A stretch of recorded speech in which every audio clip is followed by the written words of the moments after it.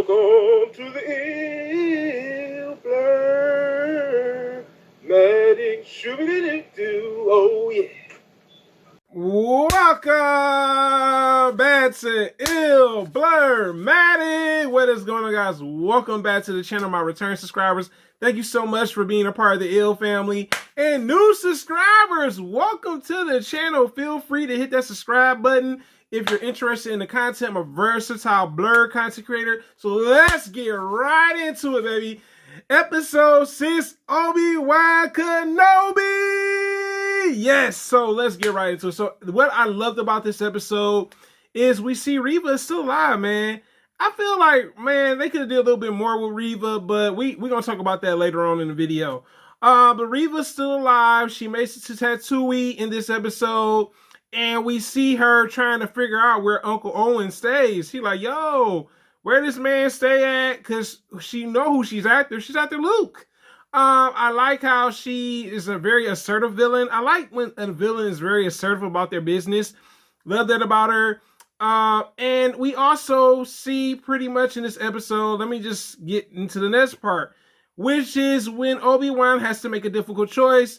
He is on Roken's ship, and Roken's ship is getting attacked by Darth Vader and the Empire. And we see Obi-Wan having to make a choice. Does he want these people to be involved in something that has nothing to do with them? And Obi-Wan's like, no, I don't want that to happen. And he asks Roken how much more time does he need to stall so he can get him away from the situation. Because let's be honest, Roken and the people that are on that ship are the reason that a lot of the Jedi are around because of that. And Roken's people has been doing that for 10 years. So they're trying to go to a new place to live, you know what I'm saying, and not have to deal with the same situation they were dealing with for a while back. So, you know, we see that. We also see Princess Leia, when Obi-Wan makes the choice that he can't keep hiding from Darth Vader. He's gonna keep chasing us until I give myself up to him. And we see Princess Leia being upset like a typical kid. You know what I'm saying? Because Obi-Wan promised to deliver to the Organa family. Also, what I love in this episode, we see Haji. Haji is the fake Jedi that we saw in the other part of Obi-Wan Kenobi, saying that, you know what I'm saying, he pretty much, Obi-Wan entrusts him into pretty much delivering Princess Leia to her family. And I like that, you know what I'm saying? He said, even though I was capping as a fake Jedi and all that stuff, that's the least I can do, you know what I'm saying? And we also see Roken saying his farewell. So this episode has some farewell moments in it, you know what I'm saying? His farewell to Roken. We also see them saying their farewells, where he tells Roken, say, hey, yo, you're a great leader. Keep doing your thing. I really admire that Obi-Wan saw that in Roken, even though despite him not wanting to help Obi-Wan at first, remember in a couple episodes back, he didn't. Also, what I loved in this episode, how Obi-Wan pretty much lures Vader into like his trap. You know what I'm saying? I love that. And we see them land on this planet. It's like a rocky terrain type of planet. And we see them have some lightsaber action. Now, let's talk about this right now, okay? I love when we saw Obi-Wan literally, okay, let me just tell y'all right now. Literally, man, pulling all the tricks, boy. He ain't Ben no more. Ben is dead and gone, baby. No, Obi-Wan was back to his old Jedi self. I love that we saw that because I said, yo, we can't keep going to Ben, bro. We can't keep going to Ben, bro. You Obi-Wan, you one of the most talented Jedi ever. You know what I'm saying? When it comes to the lightsaber. And we see him and Darth Vader pretty much go at it. What I did love, we saw different things they did with the Force. Oh my God, when I seen when Darth Vader used the Force on the ground, it felt like an earthquake. I said, I said, oh shoot, Darth Vader out here, boy. He tactical as ever, boy. And I love how in this battle, we also see Obi-Wan use a rock, one of the rocks on the planet, and try to use it against Darth Vader. Darth Vader like, nah, bro. He tossed that to the side, boy. I said, oh boy. And I also love that we saw in the scene with this battle pretty much where Obi-Wan uses the rocks, you know what I'm saying, a lot of rocks, and he's throwing them at Darth Vader with the Force. I said, boy, this action was on point. I'm not gonna lie. I was like, woo-wee, Birdman hand rub going on. Also, what I loved in this episode is how it transitioned. We saw, Reva finally making it to Uncle Owen, and also Aunt of Luke Skywalker. And I love that scene. That scene had like a very Home Alone feel to it. I was like, yo, Uncle Owen, boy. He was coming left and right on Reva. I said, boy, Reva was getting attacked from both angles. Uncle and Aunt protected poor Luke.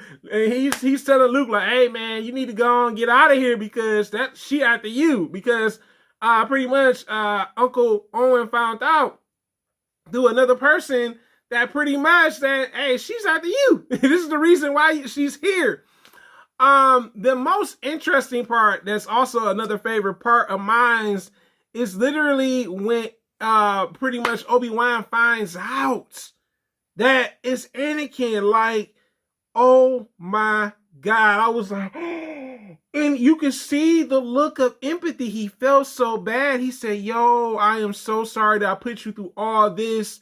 I think Obi-Wan, Obi-Wan didn't sleep well at night. You know what I'm saying? On top of that, he's like, I brought you into this. When Qui-Gon died, I brought you along to become a Jedi. You know what I'm saying? I took you as my apprentice. So it felt like he had a sense of empathy for Anakin. And I love that Anakin said, oh, the old me is dead. Like, I'm Darth Vader now, bruh. Don't call me Anakin no more. Like that the person you used to know doesn't exist. This is the new me. Okay? And I just like, oh my God. Like, oh my God. I just was like, yo, that's crazy, because you could tell that Obi-Wan wasn't about that life. He wasn't gonna kill him. You know what I'm saying? That was the sad part about it. Also, I forgot to mention too, Princess Leia gets something from Obi-Wan. The blaster holster that her mother originally owned too. I forgot to mention that too. But I gotta say, man, it was crazy. And we see Obi-Wan leave the planet. Darth Vader is mad because he still wants to fight him. Also, I love the scene where Darth Vader buries Obi-Wan. That was crazy. That was a crazy scene. You know what I'm saying? I was like, yo, they really went in on this battle. But also, let's get back into Reva. So with Reva, I love that they actually show Reva catching up to Luke Skywalker. And even when she does, she still doesn't have the heart or the hatred to do what she's planning to do. Like, she gets the opportunity to do it, and she pulls out the lightsaber, but she's reminded of pretty much Anakin. What happened to her when Anakin came across her? She had to fake her death, literally. On top of that, the people that were killed, the other Padawans. So I think she saw her fallen comrades, and she's like, I can't do this. I can't do this. I don't want to repeat this cycle of me killing another Padawan. You know what I'm saying? And I guess she realized that. But what I did love about this is it seems like Reva doesn't want to be a Sith anymore. So she had a change of heart. Obi-Wan had empathy for her. I really love that about this episode. Also, let's talk about pretty much Princess Leia. So Obi-Wan is reunited with Princess Leia in the Morgana family. The Morgana family, the father thanks pretty much Obi-Wan for finding out what happened to Princess Leia. Princess Leia, when she finds out that Obi-Wan's on the planet, because she's getting dressed up and everything before then, but it's interesting. She doesn't know that it's going to be Obi-Wan. And when she finds out it's Obi-Wan, she's so happy to see him. I was like, oh my God, like this is so this is a beautiful written episode. I'm not going to lie. We see them kind of like come together to some degree, and him explaining that you're just like your mother and you have your father traits. You have both your mother and father traits, by the way. And I was like, yo, this is crazy. I thought for sure he's going to reveal who her father was, but we didn't get that. You know what I'm saying? I felt like if he would have said that, it would have changed her feelings towards him, because he has some animosity towards her father, right? Also, I love that we finally see Obi-Wan meeting Luke Skywalker, and I love he comes with the iconic "hello there." I thought that was really cute that they incorporated that for the Star Wars movies, like with older Obi-Wan and younger Obi-Wan. I thought that was really cool that they pulled that angle in there, and Uncle Owen being okay with that. You know what I'm saying? And that's the thing. Now let's talk about the negatives. The negatives, I would have loved to see what happened to Reva after she's decided that she didn't want to be a Sith anymore. I would have loved to see what happened to them. I would love to see what happened to Roken. You know what I'm saying? That's the things I'm like, I would have loved to see what happened to these two people. And also the ending was beautiful too, by the way. Obi-Wan giving up his life as Ben and talking to the Force Ghost, Qui-Gon. I was like, that's Qui-Gon. That's Qui-Gon. My man's Qui-Gon. And literally training to probably become a better Jedi. So I did like that Obi-Wan realized that he had to let go of the past in order to start over again. And we see that with Reva. So there's a commonality between Obi-Wan and Reva to some degree. But this is your boy Blurmatic. Have you seen the latest episode of Obi-Wan Kenobi? You tell me in the comments, guys. Thanks for watching. Thanks for supporting. If you made it to the end of the video, thank you so much. It means a lot to me. Until next time, guys, I am out. If you made it to the end of the video, you are the real MVPs. Oh, yeah.